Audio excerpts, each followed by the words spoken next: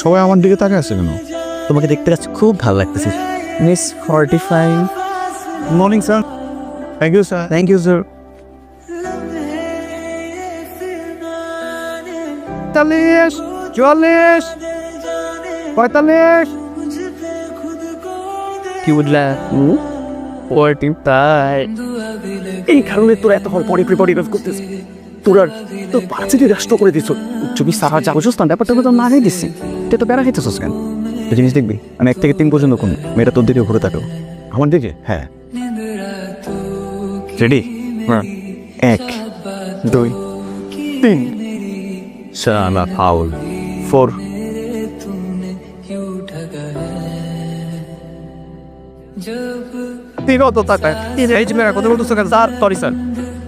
দোস্ত, আমার কাছে ক্যামেরা আছে, তো আফরিনের ছবি তুলবো। তুল, তুই ওর সাথে ছবি তুলতে পারবি?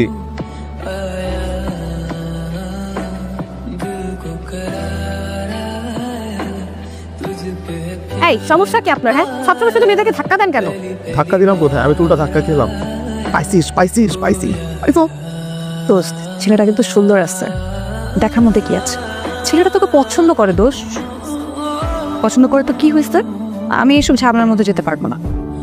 আশ্চর্য, ছেলে নাই জানা নাই, দুনিয়ার শুদ্ধ খবর ছড়াই দিচ্ছে যে আমাকে দেখি সে আরফ করে চিৎকার করে।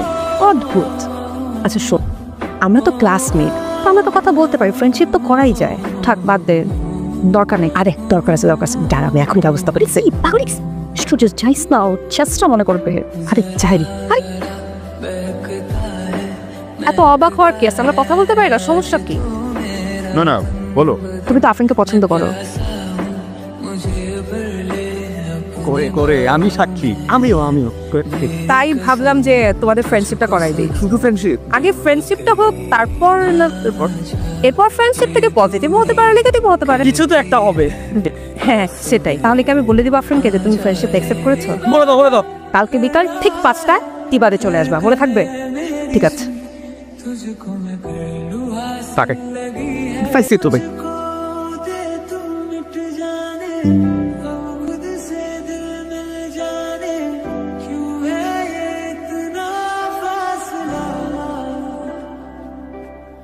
এই যে আরো, আপনি কি বোবা? না তো কথা বলছেন না যে? এমনিতে তো প্রচুর কথা বলেন, আবার কাশেম ভাই টঙের দোকানে সিগারেটও টানেন। না আমি সিগারেট খাই না, আসলে রুশো খাই, ওর কাছ থেকে নিয়ে মাঝে মধ্যে একটু। ও আচ্ছা, ছেড়ে দিব আমি চিন্তা করেছি। ধরলেন কবে যে ছাড়বেন? আপনি তো ঠিক মতো সিগারেট খেতেই পারেন না। আপনি খেয়াল করেন আমাকে তাহলে? খেয়াল না করে কি কোনো উপায় আছে? মাইকিং করে তো সব জায়গায় জানিয়ে দিয়েছে। না ওটা আমি করি নাই, ওটা আসিফা রুশো করছে। আপনি না বললে তো তারা নিশ্চয়ই করে নাই। না আমি বলি নাই, আমি সত্যি বলি নাই।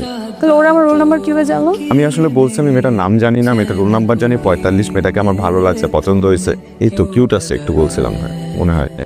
ও শুনো, আমাকে কিউট সুইট যাই বলুন না কেন, আমার সাথে কিন্তু প্রেম সম্ভব না। আপনার সাথে বড় ফ্রেন্ডশিপ হতে পারে, এর থেকে বেশি কিছু না। আর যদি অন্য কোনো ইন্টেনশন থাকে তাহলে এখনই বলে দিচ্ছি, এটা কোনো ফিউচার নেই। আচ্ছা, মন খারাপ হয়ে গেল মনে হচ্ছে। না প্রেম করতে হবে এটা বাধ্যতামূলক না, বন্ধুত্ব হতে পারে। হ্যাঁ এটা আপনার জন্য। বই? আমি তো ভেবেছিলাম আপনি ফুল টুল কিছু নিয়ে আসবেন, বইয়ের মধ্যে আবার কিছু লিখে টেকে দেননি তো? না আপনার ফোন নাম্বারটা দেওয়া যাবে? আর ফোন না দিলে বারবার ফোন করবেন না, আর বাবা ফোন রেগুলার চেক করে। আমি একটু ব্যাগ দিতে, এখনকার ছেলেরা যেরকম মেয়ে পছন্দ করে আমি আবার সেরকম না। হ্যালো, হ্যাঁ আরিফা, হ্যাঁ বল। দেখি আরফ থেকে আরিফা বানাই দিলা? হ্যাঁ বানাইতে হয় তো, বল কি অবস্থা তোর? ওরে বাবা, প্রথমে আরিফা এখন তুই, ইন্টারেস্টিং। হ্যাঁ বইটা অনেক ইন্টারেস্টিং। বইটা পড়ছো তাইলে? তো বইয়ের কোন অংশটা ভালো লাগছে তোমার? যখন ইরা একা হয়ে যায়, মবিনের সাথে আর দেখা হবে না সেটা ভেবে কাঁদতে থাকে, তখন। তুমি খুব ইমোশনাল তাই না? কেন এই কথা মনে হলো কেন? আমি খুব স্পষ্টভাবে কল্পনা করতে পারতেছি যে বইয়ের এই অংশটা পড়ার সময় তোমার চোখ দিয়ে টপ টপ করে পানি পড়ছে, এবং তুমি নিজেকে ইরা হিসেবে কল্পনা করছো, এবং তুমি আফসোস করছো যে তোমার জীবনে যদি একটা মবিন থাকতো, আমিও তোমার জীবন থেকে চলে গেলে তুমি ভীষণ কষ্ট পাবে, ঠিক মবিনের মতো। Thank you. নতুন বইয়ের পাতার গন্ধ আমার খুব ভালো লাগে, আর পেট্রোলের গন্ধ ভালো লাগে। আর কি ভালো লাগে? তোমার চুলের ঘ্রাণ ভালো লাগে, তুমি আমার আশপাশে থাকলেই আমি টের পাই। তোমার জন্য বইতে কিছু একটা লেখা আছে। সে যদি তোমাকে অগ্নিতে ফেলে মারে, বিনা চেষ্টায় মরে যাব একেবারে। সে যদি তোমাকে মেঘে দেয় উত্থান, আমি বৃষ্টিতে খান খান। সে যদি তোমাকে পিষে করে ধুলোবালি, পথ থেকে পথে উড়ে উড়ে যাবো খানে। আরফ, আমি জানি তুমি আমাকে পছন্দ করবে, আমাকে ভালোবাসো। এজন্য গত 1 বছর আগে আমি তোমাকে বলেছিলাম আবার তোমাদের ফ্রেন্ডশিপের থেকে আর বেশি কিছু সম্ভব না। আমার ফ্যামিলি অনেক কনজারভেটিভ, এখনকার ফ্যামিলির মতো এতটা ফ্রেন্ডলি না আমার ফ্যামিলি, কিন্তু তারপরে উনি আমার ফ্যামিলিকে অনেক ভালোবাসি। যেটা ভালোবাসার মধ্যে অনেক কমিটমেন্ট থাকে, অনেক ট্রাস্ট ইস্যু থাকে, অনেক বাউন্ডারিজ থাকে। আমি যেমন আমার ফ্যামিলিকে ভালোবাসি, ঠিক তেমন আমি তোমাকেও ভালোবাসি। আরফ, আমি তোমার সাথে সারা জীবন থাকতে চাই, সংসার করতে চাই, বিয়ে করতে চাই তোমাকে, মৃত্যুর আগ পর্যন্ত একসাথে থাকতে চাই। আমি তোমাকে এমন একটা জায়গা দেখতে চাই যেখানে আমি তোমাকে আমার বাবার সামনে নিয়ে গিয়ে বলতে পারি, বাবা আমি ওকে ভালোবাসি, তোমাকে আমি বিয়ে করতে চাই। কি? হ্যাঁ, লাস্টে এত এমনভাবে লাস্টে বলতেছো মনে হয় যে আজকে আমাদের শেষ দেখা। শেষ দেখা কিনা জানি না, but this is the last day of our magical journey. আমাদের জার্নি তো এখনো শেষ হয় নাই। হয়তো শেষ হয়নি, কিন্তু কেমন জানি আমার মনে হচ্ছে তোমার থেকে আমি অনেক দূরে চলে যাচ্ছি। দূরে চলে গেলেই কি ফিলিংস কমে যায়? ভালোবাসা থেমে যাবে? দূরত্ব ভালোবাসা বাড়ায়, একজন আরেকজনকে আরো কাছে টানে। সুযোগ কি হইলো? আজকে একটা ফেস্টিভ মুড, সবাই কত হ্যাপি। তুই গুড মেমোরিজ শেয়ার করবা, তা না উল্টা মন খারাপের কথা বলতেছো। আফরিন, চলো আজকে থেকে আমরা আমাদের ম্যাজিক্যাল জার্নির সেকেন্ড চ্যাপ্টার শুরু করি।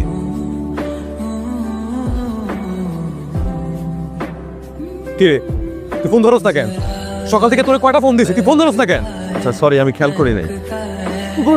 পারবি এই মুহূর্তে আবার যে হ্যাপি আর কেউ নাই।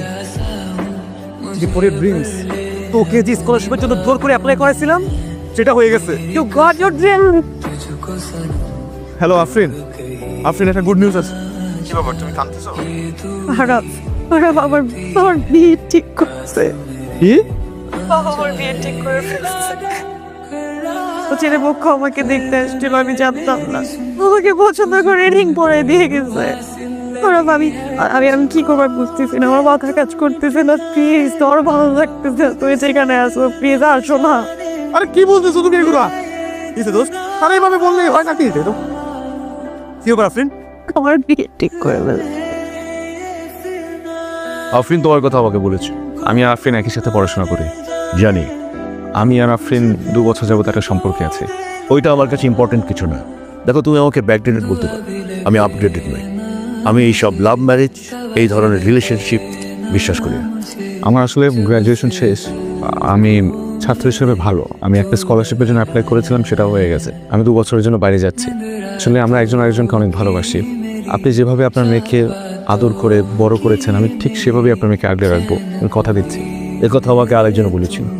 আমার বড় মেয়ে, সে ইন্টার পরীক্ষার সময় পালিয়ে বিয়ে করে ফেলে। আমি ভ্যাগাবান্ডের সঙ্গে মিশতে মানা করেছি, কিন্তু না, শেষ পর্যন্ত ওই ছেলেকে সে বিয়ে করে ফেলে। আর 3 বছর পর আবার সে বাড়িতেই ফিরে আসে, 2 বছরের বাচ্চা সহ। আঙ্কেল, একটা অমানুষের সঙ্গে তো আর সংসার করতে পারে না। শোনো, প্রেম ভালোবাসার সঙ্গে বাস্তবতা ম্যাচ করে না। শুনেছি তোমার বাবা মাও নেই, এতিম, কখনো খালার বাড়ি কখনো মামার বাড়িতে থেকে মানুষ হয়েছে। ঈদে কোন বাড়িতে যাবে সে বাড়িঘরও তো ঠিক নেই। এমন একটা রুটলেস ছেলের সঙ্গে তো আমি আমার মেয়ের বিয়ে দিতে পারি না। আঙ্কেল, আমরা একজন আরেকজনকে অনেক ভালোবাসি। আমি আপনার মেয়েকে ছাড়া থাকতে পারবো না, ও আমাকে ছাড়া থাকতে পারবে না। ওকে জিজ্ঞেস করে দেখেন। আমি একটা ঠিকানাবিহীন এতিম ছেলের জন্য আমার মেয়েকে বসে রাখতে পারবো না। আফরিন, তুমি বলো কিছু, চুপ করে আসো কেন? তোমার বাবা কি বলতেছে এগুলো? আমার কথাই ওর কথা। আসো না আরাম, কি তুমি বলবে? কথাই যখন বলতে হবে তাহলে এতক্ষণ ভেতরে চুপ করেছিলা কেন? কিচ্ছু বলো নাই কেন? একটা বারো তোমার বাবাকে বললা না কেন যে তুমি আমাকে ভালোবাসো? খারাপ, আমার বলার সাহস হয় নাই। সাহস হয় নাই তোমার? তোমার বাবা আমাকে কন্টিনিউয়াসলি অপমান করছে, তুমি চুপ করে কিভাবে থাকলা? আমি এতিম দেখি কি আমি রাস্তার ছেলে? আমার কোনো ঠিকানা নাই। আমি নানু বাসায় বড় হয়েছি, আমার মামা খাওয়া কাছে বড় হয়েছে, কিন্তু আমি সেলফ ইন্ডিপেন্ডেন্ট একটা ছেলে। নিজে পড়াশোনা শেষ করছি, টিউশনি করে নিজেটা চালাইছি, কারো উপর ডিপেন্ডেন্ট হই নাই। তুমি আমাকে বলছিলা যে তুমি এমন ভাবে আমাকে দেখতে চাও তোমার বাবার সামনে, যে তুমি প্রাউডলি তোমার বাবাকে বলতে পারো যে এই মানুষটাকে আমি ভালোবাসি, এই মানুষটাকে আমি বিয়ে করতে। তুমি আমাকে ভালোবাসো না। আর তোমার বাবা যে ধরনের আচরণটা করছে আমার সাথে, কুকুর বিড়ালের মতো আচরণ করছে, সেখানে তো তোমার বাবার ফ্যামিলি ব্যাকগ্রাউন্ড নিয়ে প্রশ্ন করা উচিত। আরাফ, তুমি আমার বাবাকে না একটা কথা বলবা না। তুই ভুলে যাও না, এটা আমার বাবা। আমি আমার বাবাকে অনেক ভালোবাসি আরাফ। আমি বলছি আমার বড় বোনের একটা ইস্যুর কারণে। ঠিক আছে, চলো সবকিছু বাদ। আজকেই আমরা বিয়ে করবো, চলো। তুই কি পাগল হয়ে গেছো? তুমি আমাকে বিয়ে করবে না? এইভাবে কেন? একটু সময় নিয়ে সিচুয়েশনটা দেখে আমাকে বোঝার সময় দাও। 2 দিন পর তোমার বিয়ে হয়ে যাবে, তখন কি বিয়ের কার্ড পাঠাবো আমার কাছে? তুমি কিছু বলতেই পারো না তোমার বাবার সামনে, তখনও কিছু বলতে পারবে না। আমার আসলে না বোঝা হয়ে গেছে, বুঝছো? তুমি একটা বেঈমান, তুমি একটা বেঈমান, তোমার বাপ একটা বেঈমান, তুমিও একটা বেঈমান।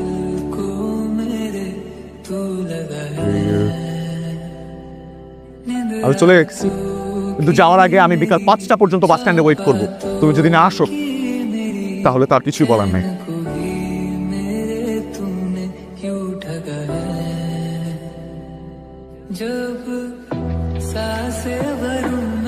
তোমরা তুমি আবার এসেছো কেন? আমার কোনো পরিবার নেই, বাবা মা নেই, কিন্তু আমার বাবা মা মারা যাওয়ার আগে আমাকে খুব ভালোভাবে শিখিয়ে গেছে যে মুরব্বীদের দোয়া ছাড়া শুভ কাজ সম্ভব না। আপনি আপনার মেয়ের জন্য সবচেয়ে ভালোটা চিন্তা করবেন, এটাই স্বাভাবিক। আপনার মেয়েও আপনাকে যথেষ্ট শ্রদ্ধা করে, এই কারণে সুযোগ থাকা সত্ত্বেও সে কোনো ভুল সিদ্ধান্ত নেয়নি। আমার কাছে আমার স্কলারশিপটা স্বপ্নের মতো, সেটা আমি পেয়েছি। কিন্তু আজকে প্লেনে ওঠার আগ মুহূর্তে আমার মনে হয়েছে যে আমি আমার এই স্বপ্নটাকেও স্যাক্রিফাইস করতে পারবো যদি আফরিন আমার জীবনে থাকে। আমি ওকে আমার সর্বস্বটা দিয়ে ভালোবাসি। আরফ একটা মিথ্যা কথা বলেছে যে ওর কোনো পরিবার নাই। আরফ আমার ভাই, আমার বাবা ওরও বাবা। আর আরফ যখন কারোর সাথে মিশে না, সবাইকে আপন করে নেয়। আরাফের মতো সম্পর্কের মূল্য আর কেউ বুঝে না। সে তার কাছের মানুষগুলোকে সবসময় শক্ত করে ধরে রাখে, কখনো ছেড়ে যায় না। বাবা, তুমি পেয়েছে কিছু চেয়ে পাইনি, এমনটা কখনো হয়, এমনকি আমার কখনো চাইতেও হয়নি। তুমি এমনিতে বুঝে দিচ্ছ আমি কি চাই। আজ আমি আমার সর্বস্ব দিয়ে আরবকে ছেড়ে তুমি ভেবে বাবা। প্লিজ, তুমি আমার মেয়েকে কোনোদিন কষ্ট দেবে না? কখনো না। ওকে ছেড়ে কোথাও যাবে না? যাবো না, প্রমিস করো।